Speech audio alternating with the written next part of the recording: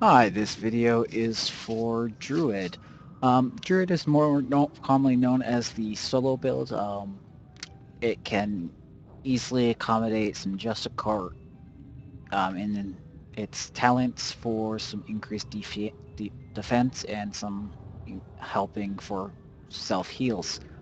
Um, spec I have at the moment is not that spec, of course. I will list some other specs on the forum.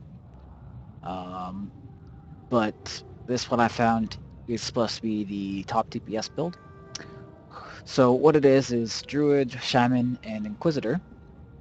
Druid is a pet class soul, so you do have a pet.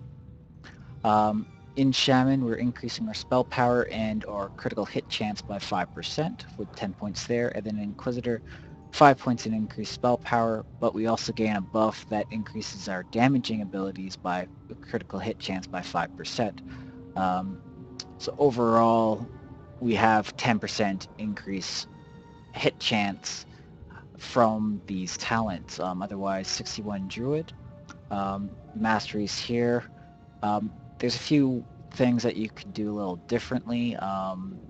Healing Remnant effects Shield of Oak, which we do have within Druid. Um, Otherwise, though, this one here increases one of our spam melee abilities to be 20 meters, so it helps with disconnects.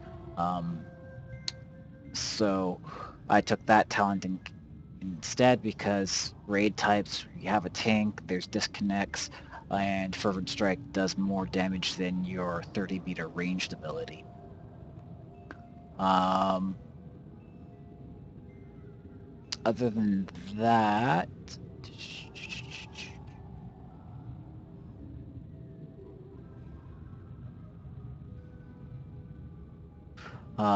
increased movement speed while in combat. You get stacks that increase up to 12% increased movement speed. Helps you to get back into the fight. I figured that's pretty good.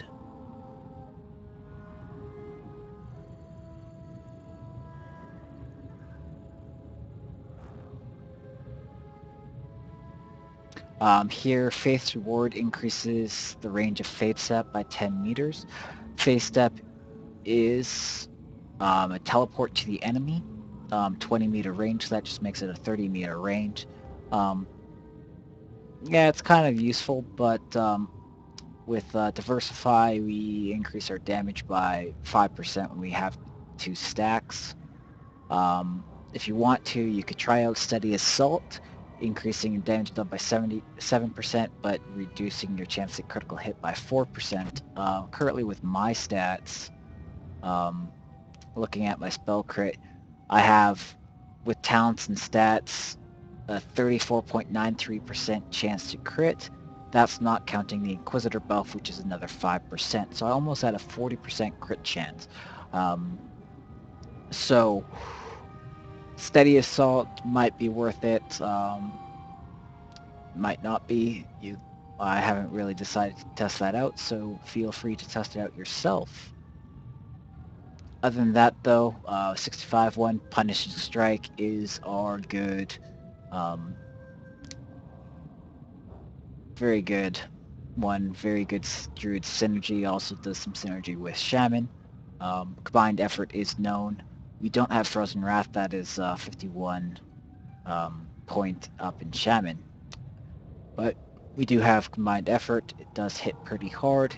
Cooldown 8 seconds. Melee range. Actually, that's a 30 meter range, so that's actually pretty good, actually. Um, so going into this, as I said, it's a pet class. We, well, first off, show you a few other things. Macros, just really have 2 macros here that I made. Spam macro, most of our abilities are in there. There's a few abilities that aren't. And then an AoE one, pretty much is, while AoEing, you want to make sure your pet is attacking as well. And most often attacking your targets. So pet attack, and then the spamming of our AoE damage. So that way we make sure our pet is attacking. That is also in the Spam macro, our pet is attacking. So going over some abilities here. Um, in the Shaman tree, we have Massive Blow, 15-second cooldown, hits really hard, 26k damage here. We do want that. We do have Ride the Lightning as well. That could be pretty useful.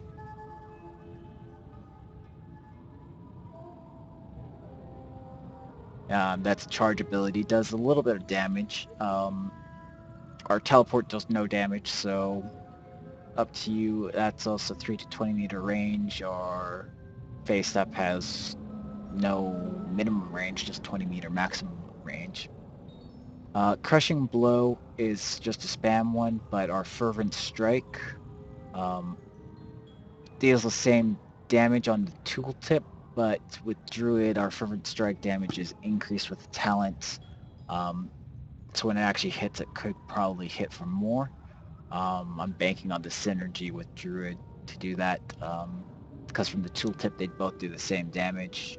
But also Fervent Strike, we have a 20 meter range, where Crushing Blow is melee range. Lightning Hammer is a small dot, not that it's a DPS loss to use for Druid, because it's not buffed and doesn't deal more damage from the talents in Shaman Tree. In Inquisitor here, Vex is still a hard-hitting dot. We do have some talents increasing damage of non-physical damage, so it is worthwhile. 27k, that actually hits harder than our hardest hitting ones. See, Punishing Strike 28.3k was my damage.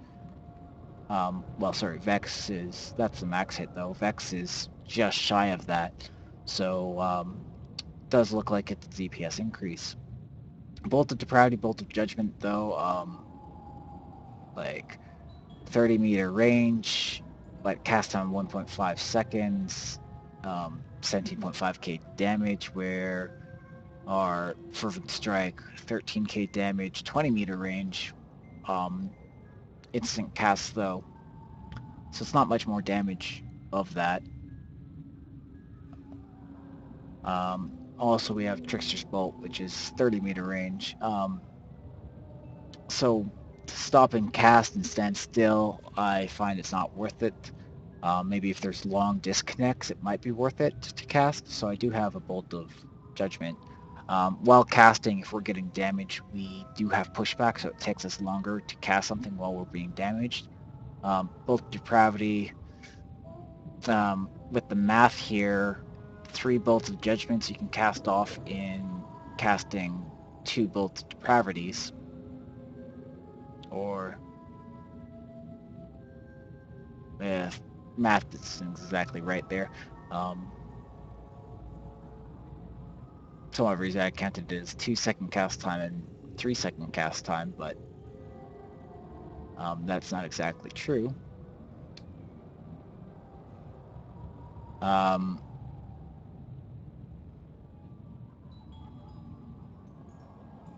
But I believe it does work out where Bolt Judgment, with the cast time, you get more damage done over Bolt of Depravity if you need to cast something. As I said, maybe long disconnects might be worth it. Otherwise, you're better off just getting back in melee and using your main abilities in Druid. So in Druid here, our mana ability consumes 7% health. So with this type of a thing, you can actually kill yourself. You get 7% of your mana for 7% of your health, and you can keep on clicking it, until you eventually kill yourself. So there's no stopping it. If you keep on clicking, you will kill yourself. Get into damage abilities a little bit here. So we have some movement. Fey Extraction teleports the enemy to us. So it's a yank. Fey Step, we teleport behind us. We do have another thing called Through Step, which causes Fey Step to teleport us behind the enemy. Really great for, boss is faced away, tank is tanking it. We don't want to, be right in front of the boss and get hit by a frontal cleave, so toggle that on and teleport behind the enemy. We do have some control here. We have a sleep for 10 seconds. Sleep means any damage done to them will break that, though.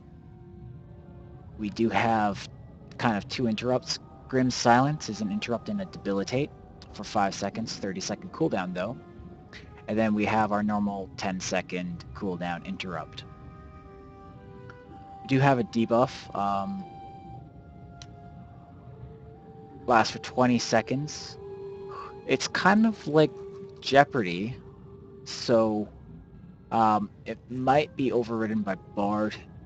That is something I'd have to test and work out, but otherwise, yeah, each attacker may proc this every 3 seconds for 20 seconds, so it definitely doesn't last as long as Jeopardy, and takes additional 19,000 damage when hit. As I said, we'll test that out. If it is same as Bard, you don't have to use it. Bard will put that up. If it isn't, though, that's an extra debuff. We do have a few different buffs here. As I said, True Step, it is a toggle. So if it's toggled on, when you use Phase Step, you teleport behind the enemy. Got a few actual types of toggles. So from Shaman, we have Vengeance of Winter Storm, increasing our weapon damage. We have Armor of Devotion from Inquisitor, increasing our critical hit chance for both damaging abilities by 5%. We then also have Subtlety. Cleric and Cleric's pet damaging abilities ignore 20% of the target's armor and resistance. So our physical attacks aren't as reduced as much by armor because it's ignoring 20% of the armor, and our non-physical ones aren't being reduced as much by ignoring 20% of the resistance. Other buffs you want to make sure are on is Aid of the Forest. Yours and causes the cleric pet's damage and healing abilities to restore health based on their spell power to both the cleric and the pet. So passive heals from the pet's damage. Fury of the Fae is another buff to make sure he's always on. These two are both toggles, increasing attack power and spell power by 275 of the cleric and their pet. Then we have a couple other toggles here. Spirit of Asphodel is increasing the damaging abilities of the pet to deal extra life damage based on the spell power. So that's single target increased damage. Spirit of Upheaval is AoE damage toggle. Damaging abilities deal earth damage based on their spell power to 5 enemies. So you toggle between these, between single target and AoE. As well, Fey Dispersion here is another toggle that is only for the fairy pets, the fairy healer and the fairy seer. Of course, the healer heals. I think it might have one damaging ability, but it has heals. The seer, which I have out at the moment, has 3 damaging abilities. Fey Blast, instant, spammable, Fey Barrage cooldown 15 seconds, and Fey Distortion, another 15-second dot thing. With Fey Dispersion on, toggled, it reduces the Seer's damage done by 40%, but causes all her damaging spells to apply up to 5 enemies. For the healer, it reduces the healer's healing done by 40%, but causes all her heals to apply up to 5 party or raid members. So it's just another AoE toggle for the healer or for the seer. Both are the fairy pets.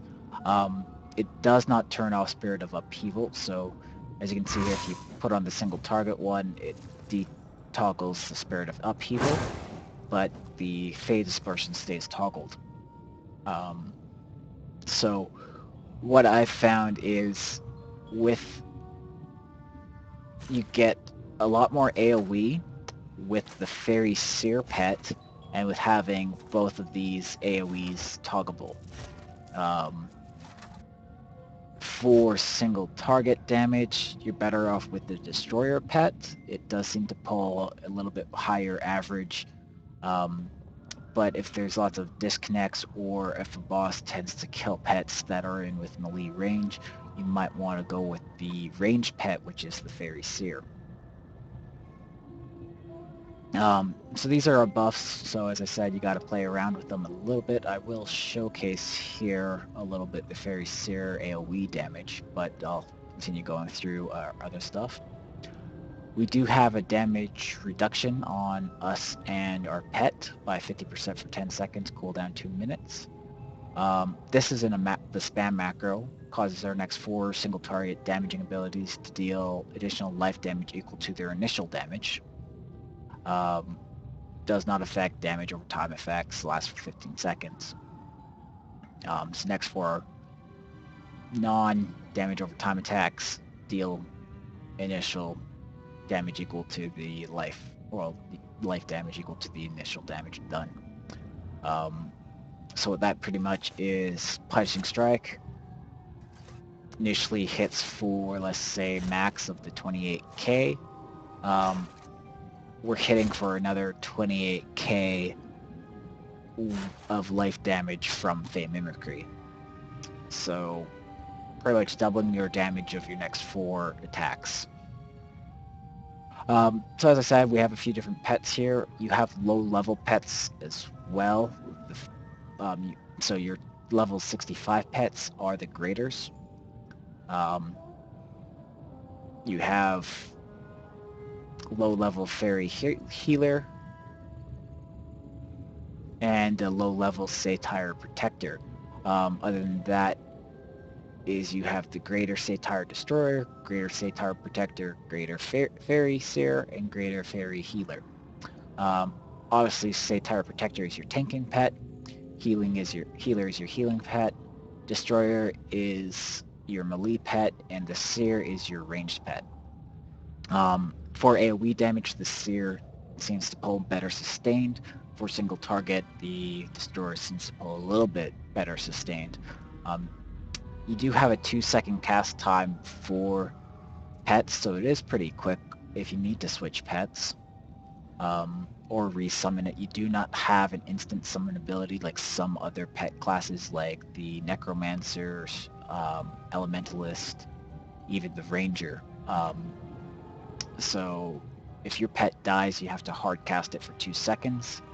There is a talent that is reducing it by 6 seconds. It used to be an 8-second cast, so be grateful you don't have Beastmaster, who, if they don't use a mastery, is an 8-second cast as well.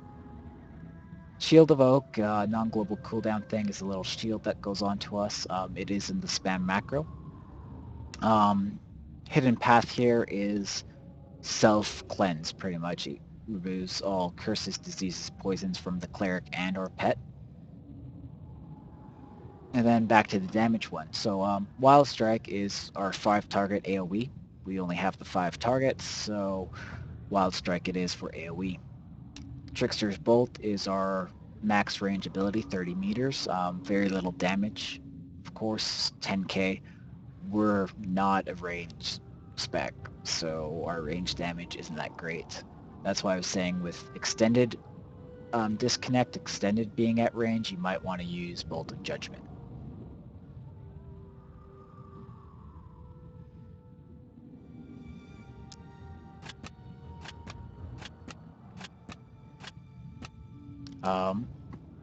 Then as well, we have our spammable, well, now it's 20-meter range from the mastery. Otherwise, it's a melee range if you don't have that mastery. So our spammable melee strike, tooltip saying 13k damage. There are some talents saying it should be increased.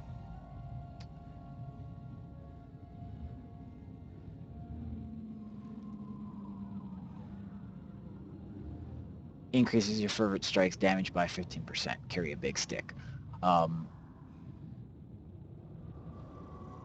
And since without that talent, actually our Massive Blow and Fervent Strike are the same damage, I'm pretty sure This is applied after the tooltip. As well, we have Resounding Blow.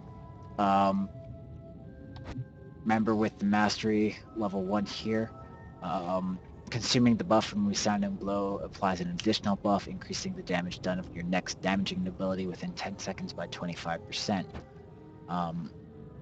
So what Resounding Blow does is when you use it, hits hard, but it also increases the damage done by the cleric's next damaging ability within 10 seconds by 50%.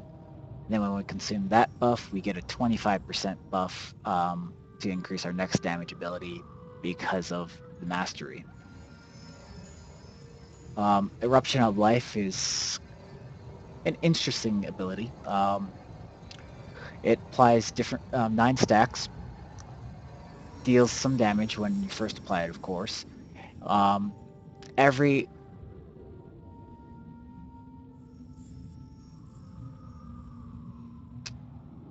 time we hit the enemy with a damaging ability, it takes a stack off, does some extra damage.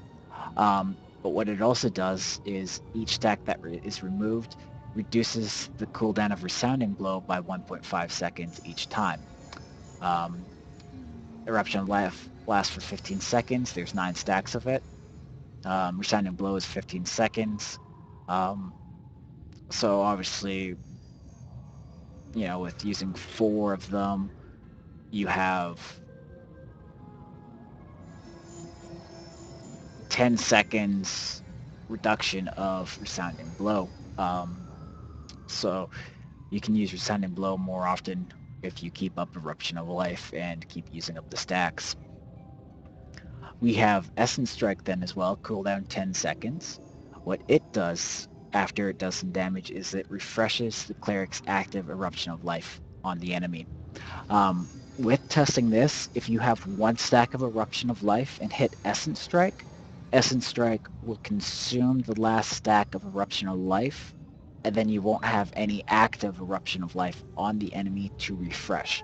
So you gotta use Essence Strike at 2 stacks of Eruption of Life to refresh the stacks. Otherwise, it wastes it, and you have to just reapply Eruption of Life with a global cooldown of your next ability. We have Crushing Force, which does, with my stats, 25k earth damage over 15 seconds. This is why I also said Vex seems to be a DPS increase, because it does about 2k more damage over 15 seconds, so it's a little bit harder hitting dot than Crushing Force. The other thing we have, other than the Mastery Punishing Strike, is Combined Effort. Punishing Strike does apply Combined Effort, so we have 2 ways to get the Combined Effort buff, by either using Combined Effort or by using Punishing Strike. Punishing Strike is 8 seconds, so it will consistently keep up Combined Effort buff. Combined Effort lasts for 15 seconds, but the Combined Effort ability deals 26k damage, so it's a DPS increase to use it. Hits harder than our Fervent Strike. Secondary effect of it, though, is it buffs you for 15 seconds, where your single target damaging abilities will then put a debuff on your target for 5 seconds, where that target takes 20% increased damage from you and your pet. Each attack reapplies it. It lasts for 5 seconds, so if you don't attack within 5 seconds, it falls off. But you have it for 15 seconds on yourself that all your attacks put that debuff on. Of course, Combined Effort itself is a 15-second cooldown, so if you use it when it's up on cooldown, you consistently have it, but because we have Punishing Strike, we have 2 ways that we get that secondary buff that debuffs our target to make them take more damage from us. So really, with all our abilities, we have a lot of on cooldown abilities, so I've just macroed them together. This bar here is all the macroed abilities. Here, Phase Strike, Punishing Strike, Resounding Blow, Combined Effort, Massive Blow, Fervent Strike, and then Artistic Bolt. This is the way that they're also macroed in, as I quickly showed that macro. So we have a pet attack to make sure our pet is attacking, and then goes down the list.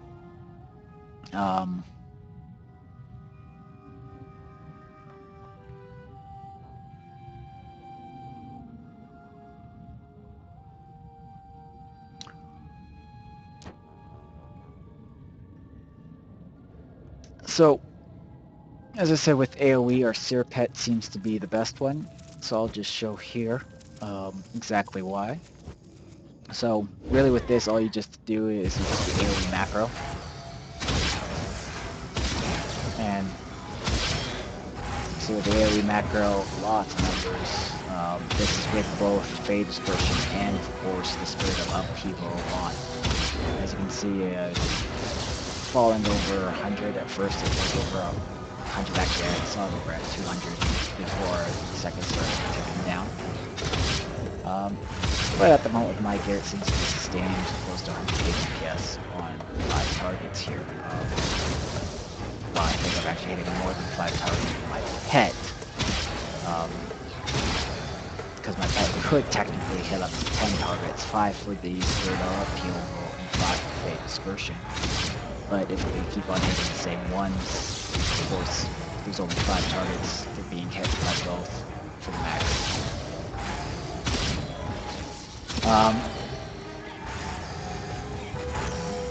So that is our best AoE, and all you get just keep doing is spamming the same thing over and over again. A little bit boring, but does the job.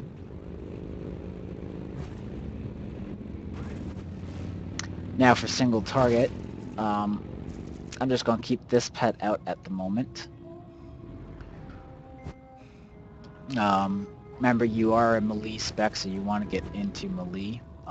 Again, you do have phase step to close the distance quite quickly. Can even teleport behind. So just to kind of clarify, if this overwrites Jeopardy, do not use Thorns of Ire. But because we're by ourselves, I don't have a bar to apply that debuff. Or even to test that if it's the same debuff, we can apply it ourselves. Then teleport behind, X, that, apply my Eruption of Life, and then start attacking. Watching my stacks of Eruption of Life. Also refreshing dots when I need to, but let the dots fall off. Refresh at 2 stacks, see how it refreshed to 9. Reapply dots when needed. And just keep on going back to our spam macro. Refreshing at 2 stacks again, or wait before it falls off the timer.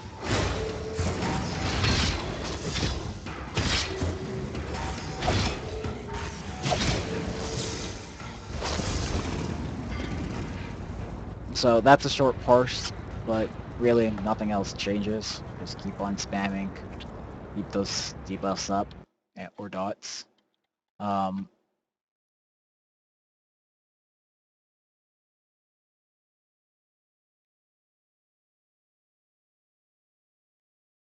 Now, go and check here.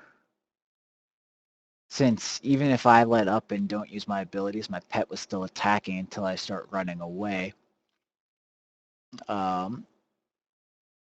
Mead Rush, Flesh Wound, this is the Satire pet. So this is encounter damage of my Satire pet, 7.9k encounter DPS. So that's how much it was pulling compared to, and that was a 2-minute parse actually. I think I did a couple with the Fairy Seer pet, Barrage Distortion. So with a 130 DPS parse, 7.5, 7.9, so it's not by much, but you do pull a little bit more DPS with the Satire pet. As I said, if there's a lot of movement, the pet could maybe get disconnected and Satire one and lose some DPS. But if their boss is just standing still, for the most part, you're better off with the Satire pet for single target. Seer pet definitely is way better on AoE. Remember as well to turn on your toggled. I didn't on that last little quick 46-second one. That's why I made sure to go back to my older parses and show that. But, so yeah. Of course, if you're out soloing and stuff, the tank pet is great. Or if, you know, you're having trouble living through some stuff, you could use the healing pet. Just to give you a little idea. So here is my tanking pet. Careful Strike generates additional threat. Satire Sweep, you know, does up to 5 nearby enemies, generating additional as well. As you can see here, there are some abilities that have that little glow around them. They're enabled. If they don't have that glow, they're not enabled, so you have to right-click to turn off an ability or turn them on. Since these are spam abilities, those two, like out in the open world or there's, you know, quite a few enemies, turn on Satyr Sweep. If you turn on Satyr Sweep, turn off Careful Strike. So that way it just spams the AE damage and keeps up the AoE threat. If you don't need the AoE threat, you know, switch it around for Careful Strike. Satyr Stomp, 20 seconds, life damage up to 10 nearby enemies, forcing them to attack the Satyr for 3 seconds. So every 10 seconds it would do an AoE taunt. Turn that on, of course, if you have AoE for your tanking pet. Otherwise, Interpose teleports to the enemy and forces them to attack the Satyr for 3 seconds, 15-second cooldown. That is a single target taunt. So single target, make sure Careful Strike and Interpose are on. Non-single target, turn off those and turn on the other two. Of course, even with this Satyr Destroyer, make sure the abilities are turned on. The last three are is your pet's aggressive, defensive, or on passive. Aggressive means that anything that is hostile, your pet, if you get too close, will attack it. Defensive means that if something, you get too close to something and it starts attacking you, your pet will attack it, but otherwise, if you're walking past stuff, your pet won't run over and attack them. Passive means that pretty much you have to tell your pet to attack for it to attack. That's also why it's in the macros, the pet attack. So just make sure kind of which one your pet's on. As well, the first three are commands. You can make your pet stay. If it does, you can move away. Set to follow. As soon as you do that, it'll just follow you around. And to manually click, you can click attack. But yeah, stay and follow. Second and third ones, just, yep, tell your pet to stay, it stays. Like a good obedient dog. Unlike a cat, which will just follow you around when you have follow. So with the greater fairy healer, 3 abilities, Fey Blast, does some damage, casted heal, and a hot as well. Pet's not the smartest, so sometimes it attacks a lot, might heal a lot. I think it prioritizes healing. And of course, hopefully, if you already have the hot on you, it won't try to keep casting the hot on yourself. But as well, if you're in a party, it might put HOTS on a lot of targets. It might heal other targets, so it's not constantly just healing you. It does do things to the party. Um, so got to be careful with that pet.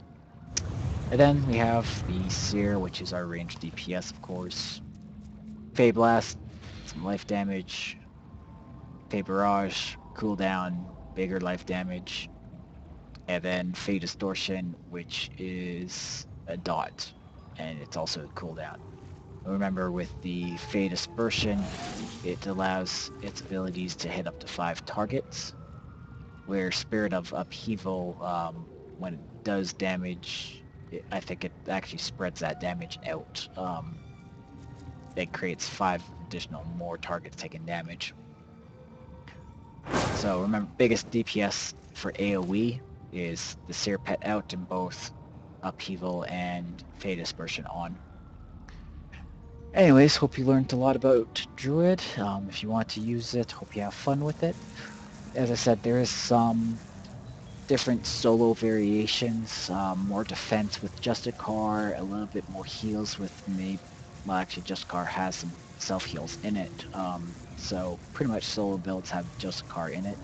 This one is supposed to be the more DPS, the highest DPS focused Druid spec. It is less DPS than Inquisitor or Shaman though, so maybe if you can afford to use it, and because you have other raid members pulling DPS that's needed, it might be a little fun to, use a different soul than the normal ones you're always using. But make sure if you need to, you are pulling your own weight in raids. Otherwise, dungeons could be fun. Out in the open world, of course, it does have a lot of survivability by itself with those passive heals or the healing pet. Plus, as well, you have a tanking pet. So have fun with Druid, and talk to you guys later.